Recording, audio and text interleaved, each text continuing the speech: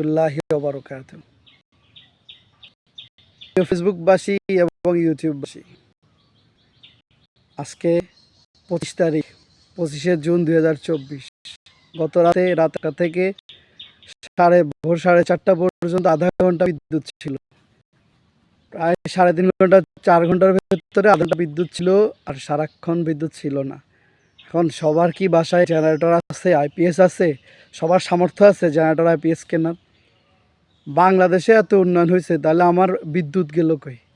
লক্ষ লক্ষ কোটি টাকা যে আমরা বিদ্যুতের বিল দিচ্ছি, এ বিদ্যুৎ গেল কোথায়? আগের থেকে এখন অনেক বেশি বিদ্যুৎ বিল আসে, বিদ্যুতের দাম অনেক বাড়াইছে, এরপরও আমরা বিদ্যুৎ পাই না, ঠিকমতো বিদ্যুৎ পাচ্ছি না। দেশটা তো পুরো দিয়ে দিছেন ভারত রে, রেল লাইন দিয়ে দিছেন, বিদ্যুৎও দিয়ে দিছে নাকি আল্লাহই জানে। যদি পারতেন পুরো দেশটাই দিয়ে দিতেন ভারতকে, পারতেছেন দেখা। আল্লাহ আপনাদেরকে হেদায়েত দান করুক।